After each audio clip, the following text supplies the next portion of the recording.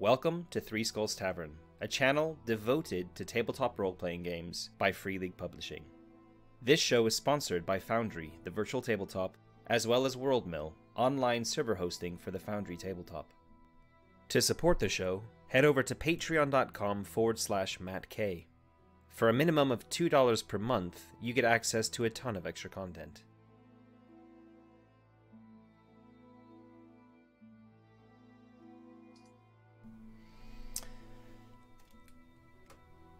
Hello, and welcome back to Twilight 2000, our co-op campaign here on Three Skulls Tavern. I'm your host, Matt, and I'm joined by my friend Tony. Hey, Tony.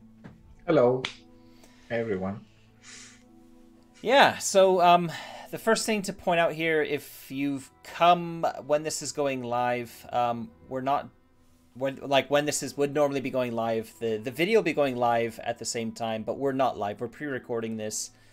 Because Tony's going to be off on holiday, and I'm going to be taking some holiday as well in August. So we decided to pre-record an episode of this just so that we don't have a long gap between episodes. I was going to stick to the same usual format. We're recording this as if it's live. We're not going to be editing it, and hopefully we'll be able to keep it to an hour or so. So yeah, here we are. Episode 4 now. Yes. Recap-wise, do you want to do a recap, Tony? Yeah, why not?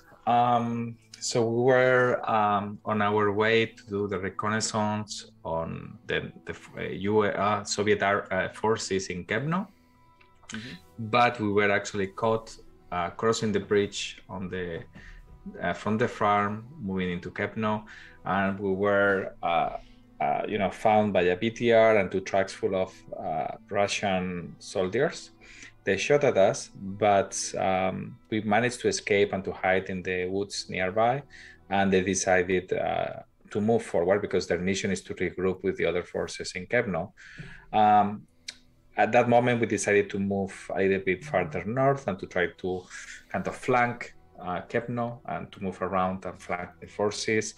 But then when we're entering into a forest, we actually encountered 2 U.S. soldiers, Brian Stevenson and Theresa McGrady, second lieutenant and private, respectively, that actually, in a way, forced us, the lieutenant forced us to join him into, his mission of regrouping with the rest of the U.S. Army in Warsaw. We had no choice but to follow him. I tried to reason, not me, but my character, Bill Wilson, tried to reason with him that, we had to help the Poles, but he was adamant that we need to move forward and escape from here. And I think the last thing we did is actually camp, and I think Rick was foraging, managed to get some stuff. I did a mishap on the making camp, and therefore we will not be sleeping because of the ants. And I think that was the end of it. Yeah, that was the end of the night shift as well, wasn't it? Yeah. And we did roll, if I bring up the chat log, just to show people how we ended it as well, you can see that there's an encounter card here. And because there's no icon for a campfire on it, that means this doesn't get encountered if you're staying stationary. So this is an encounter which we just kind of narrated to say that we hear a tank rolling by on the road above us where we're camped out, but it doesn't stop, and we don't actually have that encounter. We've also added, you can see up here in the corner here, we've taken the compass icon that we already had. I very simply just threw 2 lines on it in Photoshop to divide it up into 4 segments, and threw some text on. We'll make this look a little bit prettier later in Photoshop, but for now, morning, this is the morning shift, the afternoon, the evening, and the night shift. And what we'll do is we'll move this little yellow icon around the clock as we go to keep track. So we're currently finishing the evening shift. We're moving into the night shift now, and I guess we have to draw another encounter card, don't we? Yeah, every shift. I mean, if we maybe you can show what we have done with the GM screen and that we have the procedure now. So this is the other thing that we've done. Let me just close that very quickly and shrink the sidebar. So we've added a new solo tab to the GM screen module, and we've just taken a simple screenshot from the solo section of the rulebook, and it has this procedure here, which is quite useful. And it's basically this. These are the things that we're meant to do every single time there's a new shift. And we haven't been doing them all religiously, like weather change. We haven't been rolling for a weather change. No. Yeah. And did we talk about what we're going to do for weather? We're going to use the method from the book, or are we going to use something different? I don't think we came to an agreement on this. I mean, on the book, there is, I think there is the weather thing, but we didn't say if we're using it or not at the end. I think we'll just do it according to the rules as written. So it's in page 139 of the player's handbook. There's a section called weather, and basically all you do is we decide. Well, we've already got weather. I think we've said that it's overcast, right? The whole time cloudy, and we roll a single d6 at the start of a shift, or less often if we prefer. So it doesn't have to be strict at all if you don't want it to be. And if we roll it's the explosion symbol, which I think is the 6. No, no, it's the 1. It's the 1. Yeah. Yeah. Then the weather changes one step toward rain. And on a success, on a 6, it moves one step towards fair weather. So we're right in the middle. So it basically is, there are 3 stages of weather. One is fair weather, one is cloudy, and one is rain or snow, depending on the time of month. In fact, that's the other thing we haven't talked about is the time of month and the days, keeping track of that. We'll have to do that another time. Yeah. That's a good point. Just because I think we'll have to go back to episode 1 and re-listen. I can't remember even what we said at the very beginning, what month this was going to be, right? Yeah. It's completely skipped. It's gone. That was a long time ago. So anyway, that's how we're going to do it. So I'm going to pull out here. I've got a single D6 macro. I just push the button. A 5. I got a 5. So it stays where it is. It doesn't go up. It doesn't go down. It stays with cloudy weather. So that's the first part of the procedure. Then we assign and resolve tasks for each of the PCs. I guess we could do this for the GM PCs as well, the other 2. But I guess the main thing we're interested here is who's keeping watch over the camp. Yeah, and I think we talk about this, that at least the officer, I don't think he's very trusting us. So it's probably not going to be us. I say they're going to be him, Brian, or it's going to be Teresa. Yeah. That could be my guess. We just arrived. We are part of the team.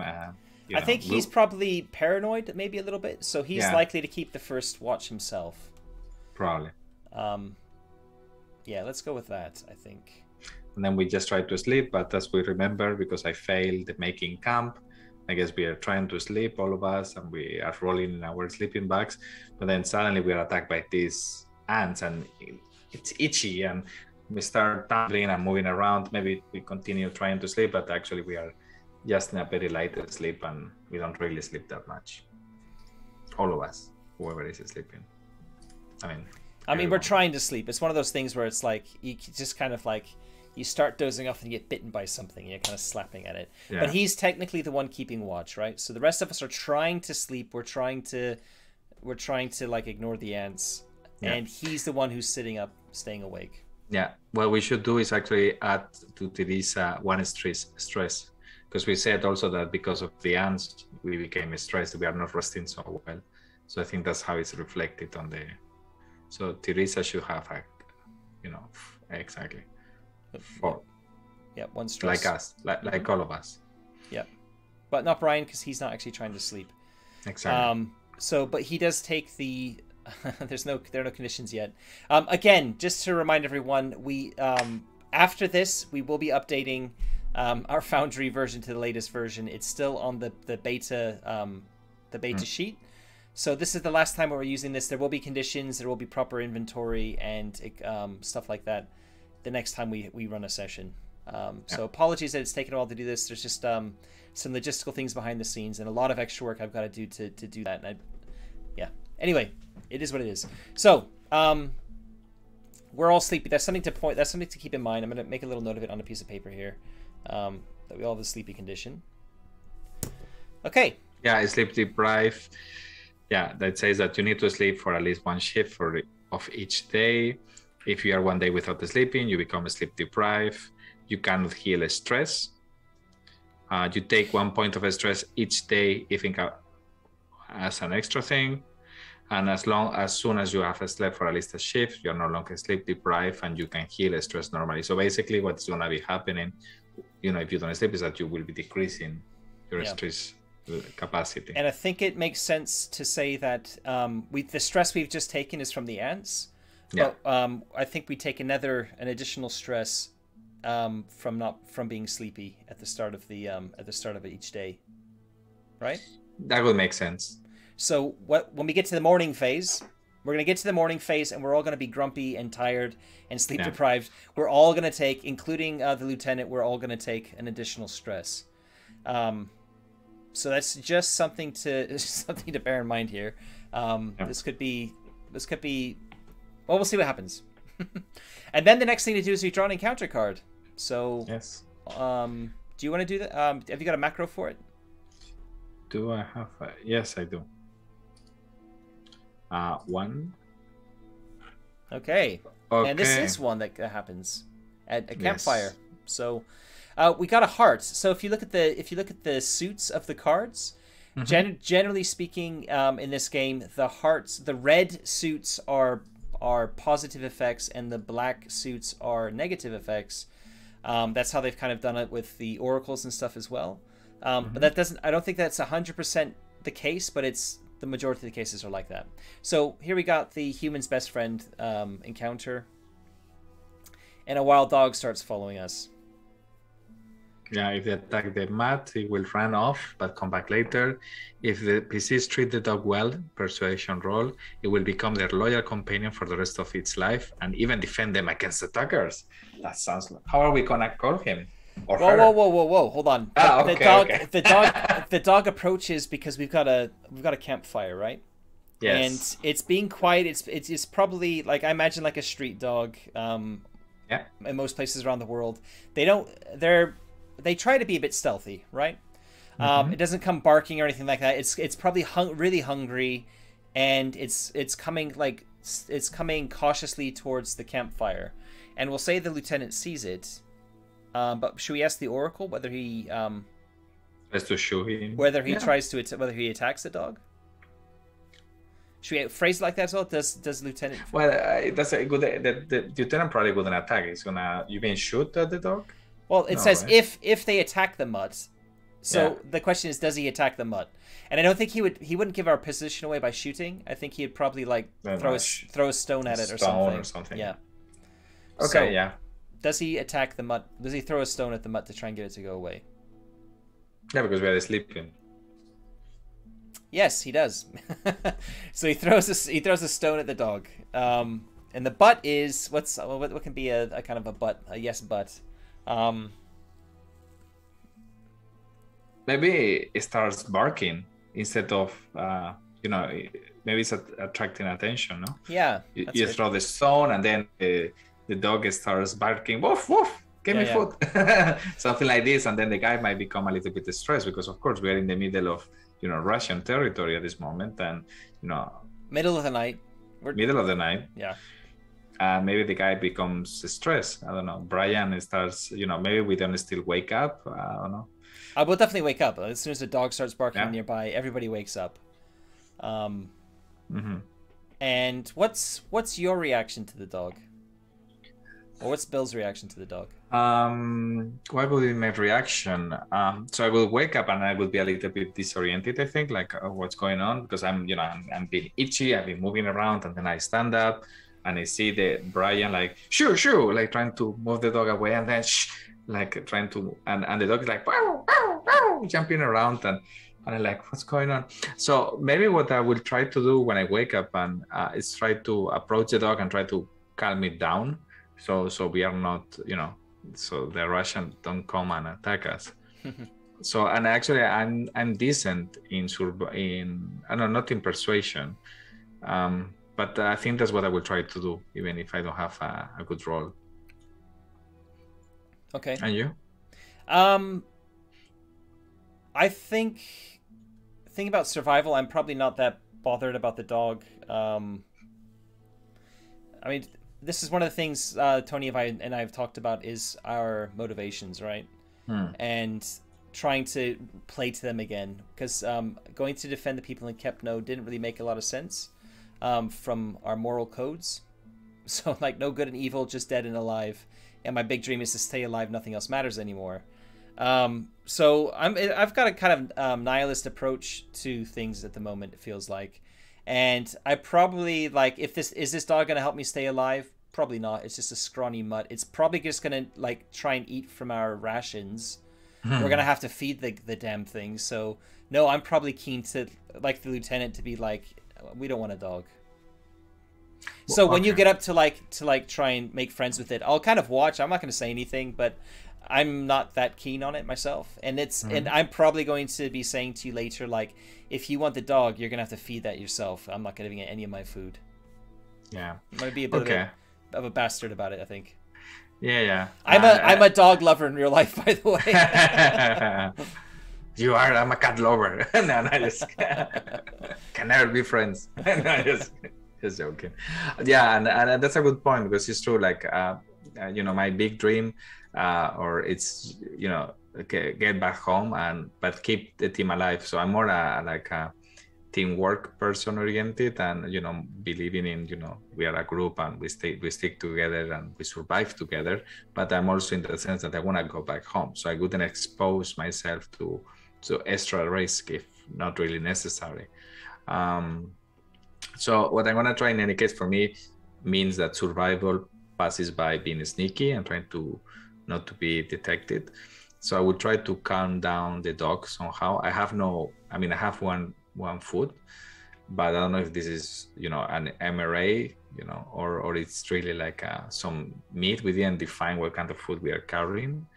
So I will probably just to calm it down and maybe take a little bit of water on my hand from my canteen and try to give it to the dog, something like this. So yeah, I will just do the persuasion role, I guess, which is not gonna be great, but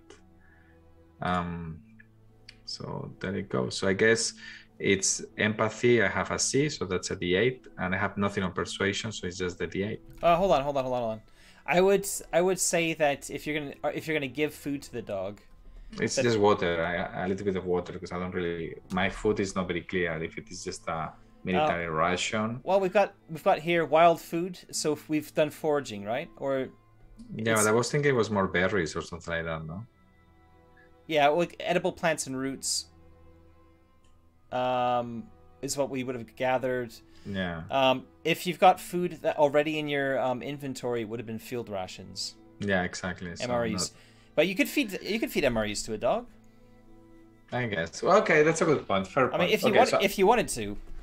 Yeah, but I guess I wouldn't give him the full ration, so I would just break I open it probably and take the corner of the MRE or a little bit and put it on my hand and keep it. So yeah, maybe I can get an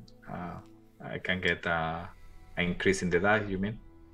Okay. I mean, MREs are kind of like a bunch of different things usually in them, right? So there's probably like some sort of granola bar or some sort of like dessert element to it that you could, like you said, break a bit of it off. I would say by doing that, you're probably giving yourself a +1 to your roll. Yeah. So I would do an upgrade to that. Okay. If I were you. So it's a success. Okay. But it didn't get upgraded. It rolled like that's a D8, no? No, it looks like a D10. No, it's a D10. You're right. So it got upgraded. Okay. So I succeeded. So basically, if we follow what it says, the dog will become their loyal companion for the rest of his life. So in that case, it would be probably me. So I just start feeding. The dog is very happy, shuts down, and maybe I say, okay, fine, I'll give you a little bit more of the ration. And then I start patting the dog. Good doggy. How am I gonna call you? Dog. What are you gonna call it? Because I've just added a token for the dog. I will just call it dog. That's also a reference to a game. Yeah. Okay. It's gonna be called dog. Not what's the dog from Fallout called? It's dog. No, it's not called dog. Maybe from the new one. There's anyway. I think from Fallout 1 or 2. There's a famous dog, and it's in Fallout 3 as well, called something meat. Anyway. Yeah, we can check that later. We can call it like the Fallout game. Why not? We don't have to. I mean, just calling it dog's fine. That's fine. Okay. Yeah. Okay. So we've got a dog. All right. Yay! Now he's gonna be sleeping with me. Have an extra blanket. And this all happens like during the night shift, and we're basically getting to dawn now. Yeah. Well, let's just check the procedure as well very quickly. So it's if an encounter is triggered, roll recon to see if the PC can avoid it or not. We kind of skip that because I think it makes a bit more sense that it didn't really matter too much here. No. And then use it the would have been Oracle. Brian actually, right? It would have been Brian, not us. Yeah, we could have rolled his. His recon, but anyway, so we're gonna do this all again now. Okay, so we're in the morning. So that's also another reason why we didn't sleep. Actually, not the ants plus the dog. Yeah. So I think before we roll for the weather change, let's give ourselves each one stress from being sleep deprived. I'll do it for Teresa if you want to do it for Brian as well. Sure. The dog doesn't get any stress. No. Oh, so cute. I'm really trying to remember what the name of that dog was from Fallout. Dog meat. It was called dog meat. Okay, so this one is gonna call dog meat. So that's it. Yeah. On move, we need to keep that moving there so we don't forget. It's got a move of 3. Excuse me. All good.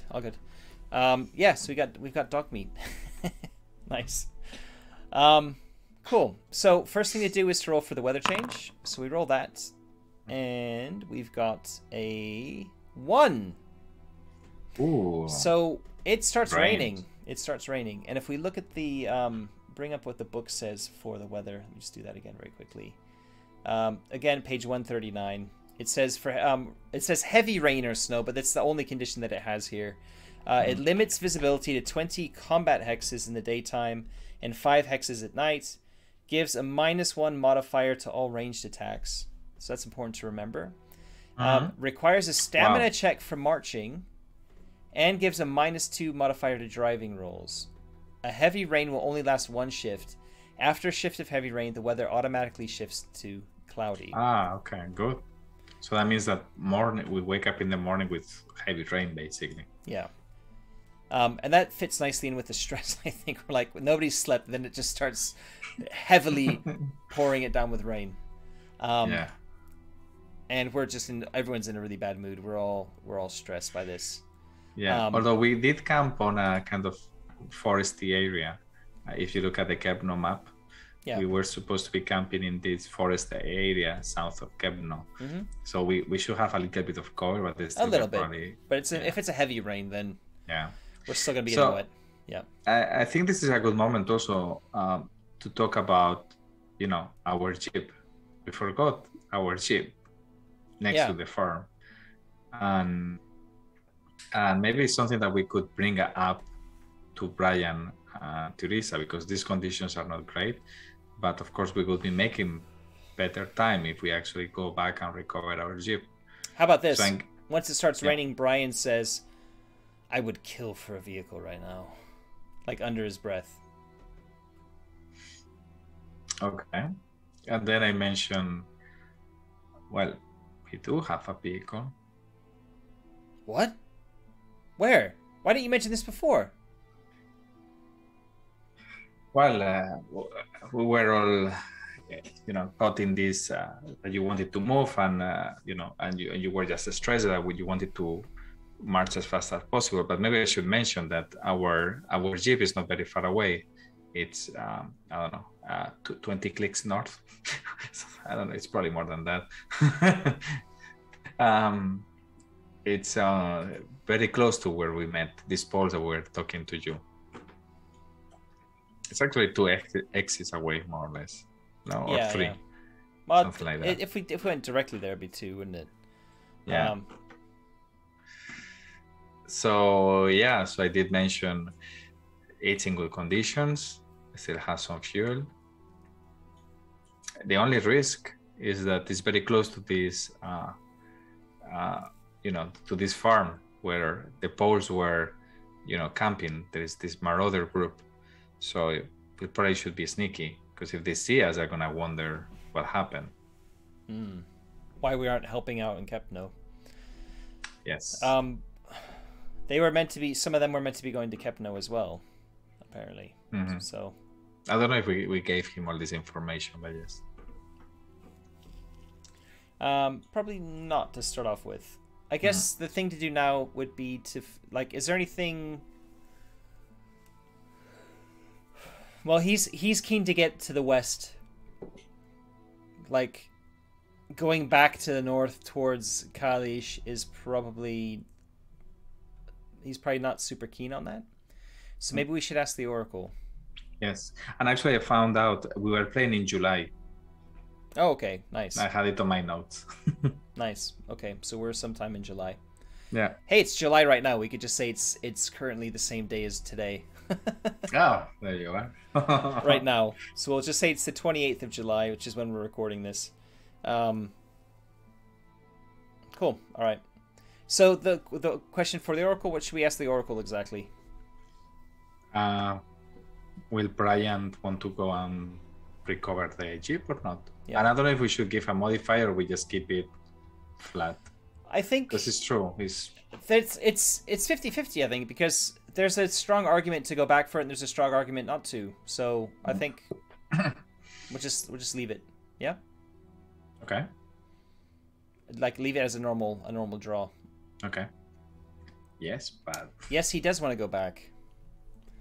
Oh, okay, but there's a but. The but could be that he's worried that we're gonna, that we are gonna encounter the farm again, or that we need to be sneaky. Maybe that we need to go. He's like, okay, we go, but we need to do we need to go around and try to oppose the farm or something like that. So instead of being maybe 2 hexes, he wants to go all around the forest, and it's gonna take us, I don't know, 3 or 4 hexes. There's more distance to cover, something like this. He wants to be, he's paranoid. He doesn't want to run into any risk, maybe. Or maybe the but is he wants to get there as quickly as possible, and he's willing to risk swimming across the river. Whereas we would say there's a bridge right here. It's going to take us a little bit longer to get there. But he's like, no, we'll take the direct route. There's a river. You can swim, can't you? Okay, I like that. Okay. So it's basically 2 hexes straight north, basically. Which is 1 shift. So we can march like standard 1 shift. However, looking at the rules here for marching, it says in heavy rain, which we've got in this shift, each PC needs to make a stamina roll to march. If you fail, your base movement is reduced by 1 hex. Okay, so if any of us misses, then we are stuck. We're slowing. It's slow going, right? We're just in the rain. We're kind of falling back or whatever. In the mud and it says, it goes on to say, if some PCs succeed and others fail, you need to decide whether to leave the stragglers behind or wait for them. So this could be quite good. So let's have a roll. You go ahead and roll your own. I'll roll mine, and then if you roll for Brian, and I'll roll for Teresa. Okay, stamina. Okay. So success. I succeed. Yep. So you're fine. And then I will roll for Brian. I succeed as well. With Teresa? No, with me. With me. Okay. So I'm gonna roll Brian now. Mm-hmm. He failed. Okay. And Teresa so does fails too. Teresa. So the two of us, we looks like we both have at least one skill in stamina, which is good. So you know, we're a bit more used to marching, I guess, than these other two. So this comes the question. So we are probably pushing forward under the rain, and you know, visibility is not so good, and these guys are maybe getting stuck on the mat, and maybe Teresa, because they have been stuck together, is trying to push him, and that's why also she's getting a slowdown. And then I look at you, and you look at me, and I guess, what do we do? Yeah, so we've pulled ahead of them, right? And with the rain, the visibility is a bit lessened. We have a chance to talk now, I think. Yeah. So I look at you and I tell you, what do you think? I don't like this Brian. Yeah, but he's like every other officer, isn't he? I mean, Teresa's got a gun that's going to help us survive. He's got a gun. He's going to help us survive. They're on the same team. We don't have to like the guy, but it's probably in our best interest to stay with him, don't you think? Maybe. I'm a little bit torn in this kind of situations, probably being a small group and flexible, which he's not, on the approach of the tactics is probably more advantageous than, you know, sticking up with this guy who's going to tell us what to do at every corner. Look, I'm all about, you know, following the rules and, you know, what an officer tells you. But, you know, situation has changed.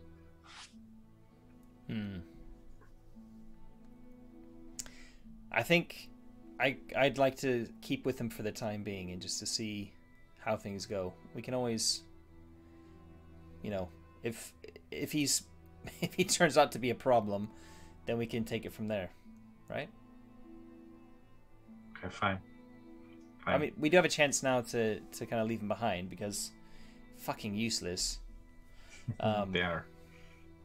And they have the dog. At least I'm patting the dog. And then I'll make a very big point. By the way, I'm not feeding any of my rations to that dog. That's all on you. I would have left that thing behind. Fine. Okay, we'll do as you say. But yeah, the moment I see that it's an extra weight or she, we move ahead. I totally agree with you. Okay, so one thing we didn't do is we didn't draw a card for this shift, an encounter card. So do you want to do that? It's after the move, no? Usually, no. According to the assign. Well, we need to assign and resolve the task. We draw, and then we see what happens. I think, yeah, I think the point was for me is we've made the decision to like the assigning tasks with marching is like who's keeping watch, etc. So yeah, and resolve them. So we just did it now. We roll. We had that more, and now we can draw the encounter card. Yeah. Now we're on 3. So we didn't set anybody to actually to I think the watch, two of us are kind of pulling ahead, so one of us can keep watch. I can do it, then I will do it. I think your recon's better than mine, so. Yeah. Okay. Yeah. Okay. Okay. So no, but this one it's only. I know it's every time, and we're on the forest area, so yeah, it happens. Yeah. You wanna read it? Yeah. My kill, my meat. This is a club, so it's a negative one. Hunters have just killed a moose, and are carving up the carcass. In Poland, it's probably a deer, maybe not a moose. They are protective of their prey and can threaten or even attack the PCs if they feel cornered. One of the hunters suffers from pneumonia, and the number of hunters is the number of PCs minus 1. So there's 3 hunters. PCs including the NPCs, you think? I do, neutral, and I've got a hunter here. So.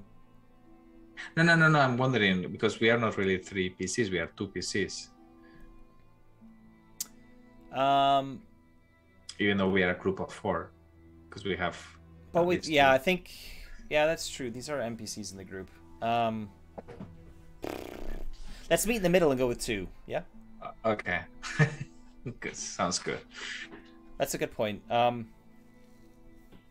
Yeah. Because it's true, like it's not really play. We're treating them as kind of like GM PCs, though, right? Like if we get into combat, they're going to be taking full actions. They've got weapons. We've got full character sheets for them, etc. But yeah, we'll go 2. I think meet in the middle. Okay. So we got 2 hunters. The first thing is you need to roll your recon to see if you spot them before they spot us.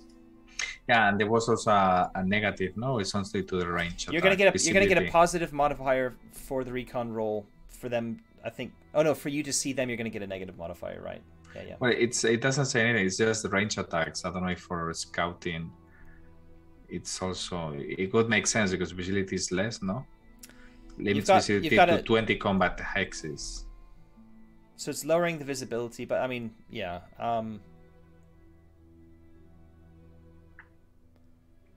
There's probably a rule in here somewhere about keeping watch with rain. Okay, it's only an opposed roll if the enemy is actively ambushing you, which they're not.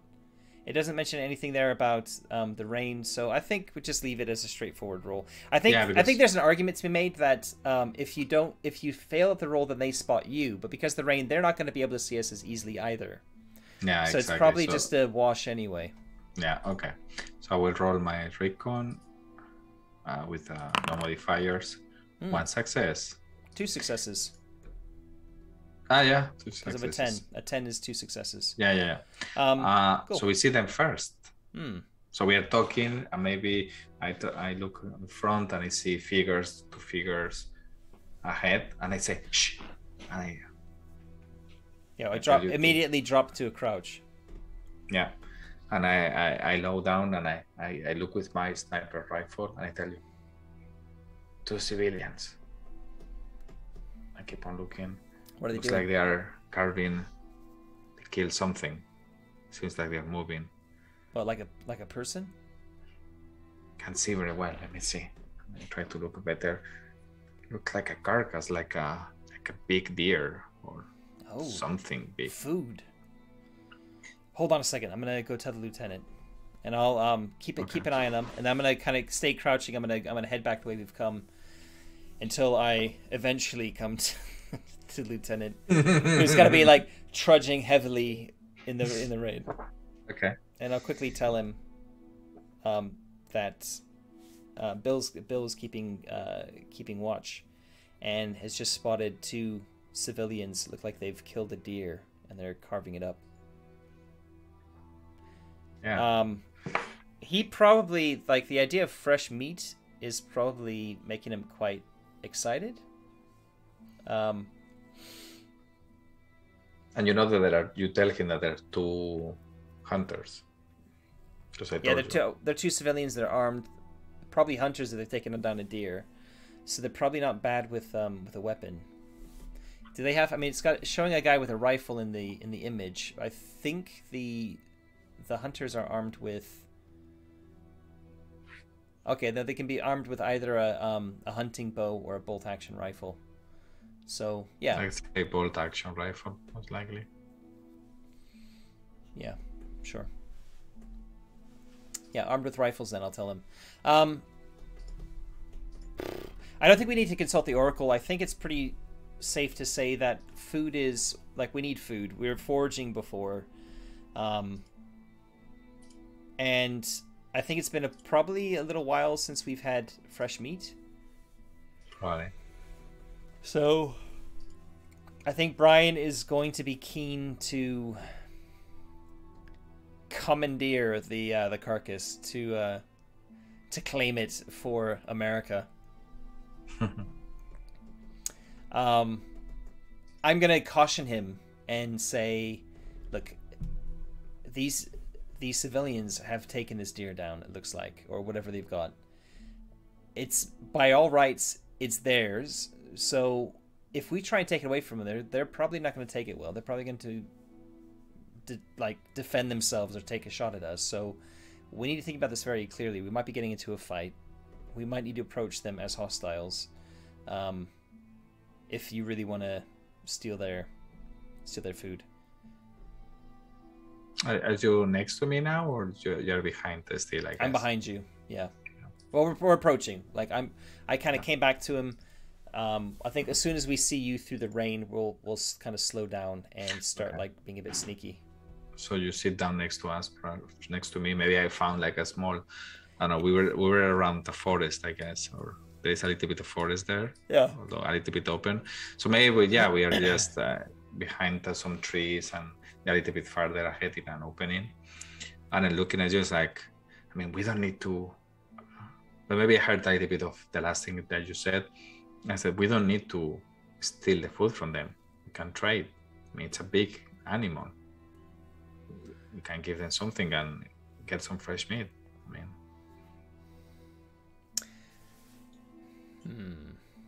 is Brian? Will Brian? Let's ask the Oracle. Is Brian? Is Brian keen to trade? And we'll say this is. We'll roll twice and take the more favorable result because I think he probably is. Like, doesn't want to waste the ammo. Doesn't want to risk somebody getting hurt potentially. So even though he's like, you know, he's got his issues, he still wants to look after. He wants to keep our crew safe. He wants to keep us like ready for a proper fight, and not seek them out necessarily. So we're gonna roll this. Whoops, that's the wrong thing to roll. I'm just gonna delete that so it doesn't confuse us later. We're going back through this. So that's the first result. A no. No, he doesn't want to trade. The no means that he's gonna want to take it from them. Oh, 2 no buts. Interesting. So he's not at all interested in diplomacy. He's thinking about that meat, and he's thinking about like, screw these guys. No, we're gonna treat them. We're gonna treat them like hostiles, just like Rick said. I'm like, shit. And I look at you. That's not really not what I meant. But he's like, okay, so two of us are gonna go around in a flanking maneuver. Well, I stopped Brian. Maybe this is the bad. And I'm like, no, sir. I don't think this is the right approach on this situation. I mean, you know, this is a dangerous situation. They are armed. This could, you know, we can trade with them. It's not that hard. It's a big animal. It's a deer. I'm trying to be not to shout a lot, but I'm definitely like, no fucking way. Well, fine. You stay here. Keep an eye on us. Defend us. He points at Rick. You take the left flank, and he points at Teresa. You take the right flank. Teresa goes straight away, goes off, like trotting off into the rain, and I kind of pause and look at you. And what do you think? Like that the look we're giving each other is. I'm like this is wrong. This is not a good approach to the situation. I mean, my look is like angry. I'm angry. Like this is not the right way. He turns and looks at me because he realized I haven't followed his orders. And he said, "What are you waiting for, Corporal? I gave you an order." And I'll pause just a little bit longer. Yes, and I yes, turn sir. around and I say, I look at him. It's like, you're doing a mistake doing this. If we get hurt or we kill these people, it's on you. I'm gonna look. Just follow my lead, and maybe nobody will get hurt. You're gonna get us fucking killed, man. Not if everybody does their goddamn job. With that, he turns his back on you, and he's kind of starts walking towards the hunters. He keeps his pistol holstered, keeps his hands in the air, and in the meantime, I'm trotting around towards the. Did I say the left for me? I think I said to the left for me. Well, it's left now anyway. I'm trotting around to their left. Teresa's trotting around to their right, and you're holding position with your sniper rifle. Yeah. So, God, he's walking slowly, so he doesn't startle them, and also, so I guess he's giving time for the two of us to flank them. Yeah. And just holding position with the sniper rifle and pointing at the hunters. Okay. But I'm also actually pointing at the at the lieutenant. Yeah, I mean, he's kind of in your line And of just sight, isn't moving he? from one to the other. Like, fucker.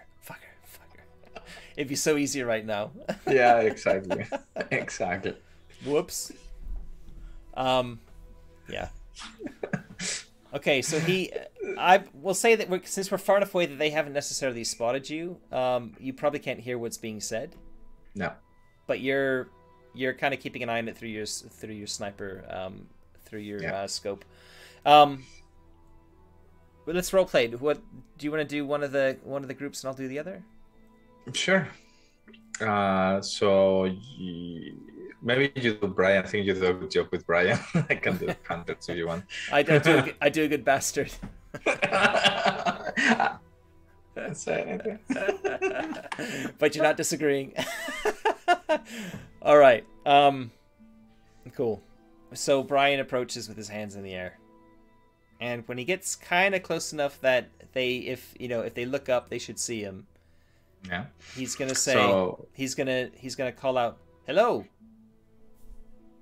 And they are local, so they speak. Let's say that they speak a little bit of English, probably not a lot, but enough. And they say "Dzień dobry," which is hello, good morning in Polish. How are you? I mean, the guy is with the rifle pointing at him, and the other one who was carving the piece is coughing a little bit because he says that he has pneumonia. So it's like, and well, maybe you need to see if you see the blood, or well, I don't know if he's so bad in any case, but he's coughing, and then maybe he also has a rifle on the floor and he's picking it up now, but staying on the floor. So the other guy, one of them is looking at you.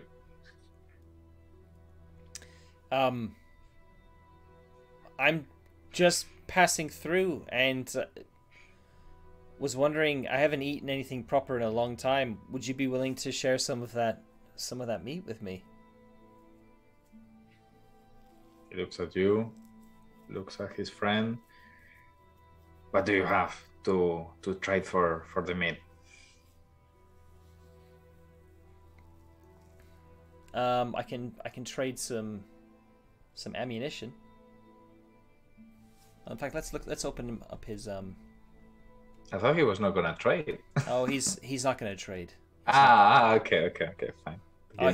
He might trade, but he's planning on murdering these people, I think. Okay, I didn't say anything. Or getting into a position where they have to be murdered by other people. Okay. And then he'll get whatever he trades back. That's what I'm thinking he's thinking. Okay, I didn't hear anything. Gear. Okay, one ammo. So he'll pull out his extra mag for his pistol, and kind of shake it. And when it goes really slow, into his the side of his bag or wherever he's got this magazine, pulls it out very slowly, and then he kind of tosses it to them and keeps his hand in the air. Yeah, he's still pointing at you, looks at the mag, and he's like, "Why do I want that for? Don't you have anything for a rifle?" I don't have a rifle. I only have a pistol. But everyone's trading ammo these days. You can trade that to somebody else. It's valuable. It's bullets. Okay, he looks at his friend, says something in Polish. That is true, by the way. That is the currency is ammunition. Yeah. So he says something to his Polish friend in Polish, and the other guy takes with a rifle, stands up and goes and takes the mag, looks inside. I mean, it's still raining, I guess. He's looking at the mag, and I guess he sees a 15 bullets mag and good condition, and he says something to the other guy. Say, "Okay, fine. We can give you some cuts of this meat for this mag if you want. That's fine." He's gonna smile and say, "Can I put my hands down? Can you lower the rifle? I don't mean you any harm, really." Sure. Okay, I understand. You can't be too careful. But don't touch your pistol. No problem. Well, he lowers a little bit the gun, but still he could quickly pull it up. Here, and the other guy just if goes, it makes you feel more comfortable, do you want me to put my pistol on the ground? Here, I'll leave it right here, and then then you know that I'm not going to try anything. I'm not going to try and shoot you, right? Yeah. And he'll reach down very slowly, pull his pistol out, drop it on the floor, take a step towards them, and put his hands down. Okay. And then the guy tells you, sit down. There is a stone or something and say, sit down there. At a distance, but sit down. Okay. So he'll move over to the stone. I guess if it's like moving away, then he's probably moving out of sight, like moving off so that you've got a clear shot, so that Bill has a clear shot of these two guys. And then once he sits down, what do the hunters do? The one that was pointing at you is probably just keeping watch and looking at you still and looking around. The other one is just cutting the deer and maybe preparing some cuts. Separate, you see that he's putting aside some, taking a little bit of the meat and putting it aside. So, where are you two from? What do you care? Hey, I know the world's gone to shit, but we're still people, right? We're still just trying to be friendly. Sure. We are all friends here. Yeah, we are, aren't we? Where are you from? I'm from I wanted to say Texas, but let's not make it too cliche. No. I'm from Georgia. Delaware. Fine. Yeah, I don't know. He looks like he's like, US, right? Yeah. It's in the Northeast. It's kind of it's not unlike Poland a little bit, with the trees, and it's snowy in the wintertime. Rains like this. We've got deer. I've hunted deer when I was younger. When I go back, sometimes I go hunting. You go hunting? I've hunted before. Yeah. Yeah, here in Poland, good hunting. You can see, but now it's hard with all this military going around. You Russians, you made life shit. Thank you very much. Well, yeah. He's just kind of like just shrug at that and kind of not really say anything. He's waiting for this guy to kind of lower his guard a little bit. Does that happen? Or do we ask the Oracle? Maybe ask the Oracle. I mean, he's still being careful. Yeah. And I mean, it's a nice talk and all, but still small chat, right? Yeah. And so he knows that there are people moving around. There were Russian troops moving around before, etc.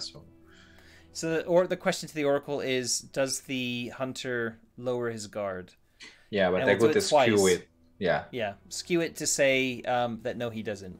Yeah. So if we get 2 yes results, then he does. Otherwise, he's gonna lower his guard. Yeah. So that straight away we don't need to do. Oh, we could do it again, but yeah, the no will work.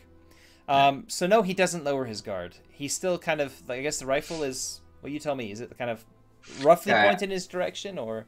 Yeah. It's probably, as I said, it's facing you.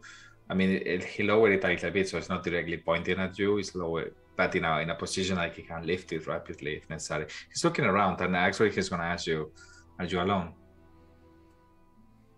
Yeah, I'm alone. Yeah, didn't I say that when I was approaching? I don't. Maybe I forgot. Maybe. Yeah. But I mean, there's a lot of people moving around in the area. I had to get out of Kalish pretty fast. I don't know if have you been near Kalish lately? No, I heard that. Don't go near Kalish right now. It's a war zone.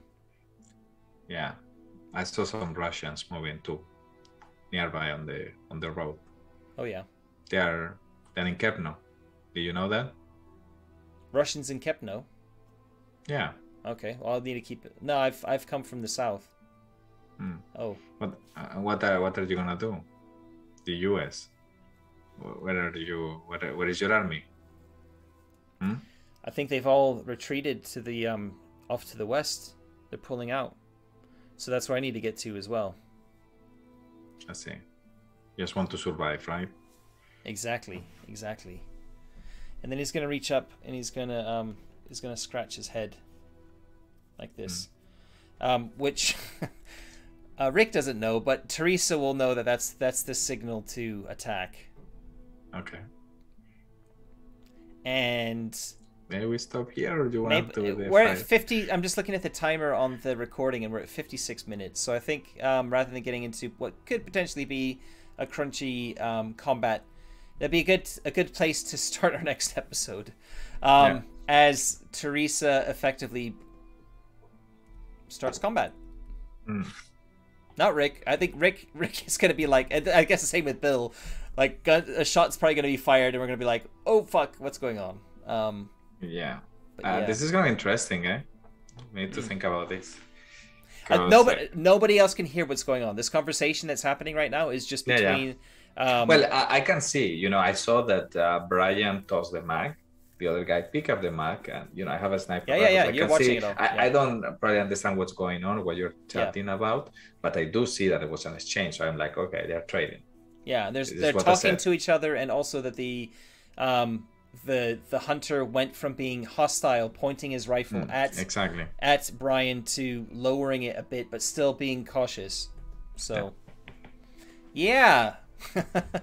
Now, because the hunter hasn't really completely lowered his guard, I think there's a risk that if Teresa misses, he's gonna try and shoot at Brian for lying, like, you fucking lied, sort of thing, right? But we'll get to there. So, like, it could be bad news for Brian, depending on how well Teresa does. I'm gonna quickly pull up Teresa's character sheet just to see how good she is with a gun. She's got a ranged combat of C and an agility of B, so not too bad actually. But because of the mobility, because of the rain, it's going to be a -1 to ranged combat. Yeah, and the distance. I don't know. We need to set up probably this, and we'll talk about this later. We'll do all this.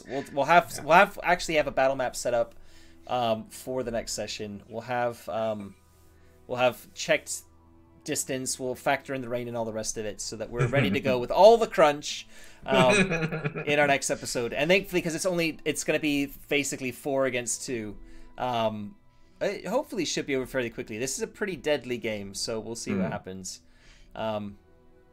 Yeah, so that's us for this session. If you've got any ideas about the way you think things should go, or any little tips, or anything, feel free to leave them in the comments. Neither Tony or I have served in the military, so if we're also getting some stuff slightly wrong, I am actually very interested to know that. So if any little like bits of trivia that don't feel like you're being a know-it-all by leaving it in the comments, we're very, very interested in kind of improving that as well. So yeah, thanks for watching. And if you want to reach out to us on social media, all the links are in the description. And in a minute, there'll be a farewell card, I think I'm calling it, which will come up, and that'll have the links at the bottom of the screen as well. But otherwise, we'll be back not in 2 weeks. I think we're going to be back in 4 weeks. And in 2 weeks' time, I'll be doing something a little bit different. So, and that's because of holidays and things. So thanks very much for watching, and we'll catch you next time.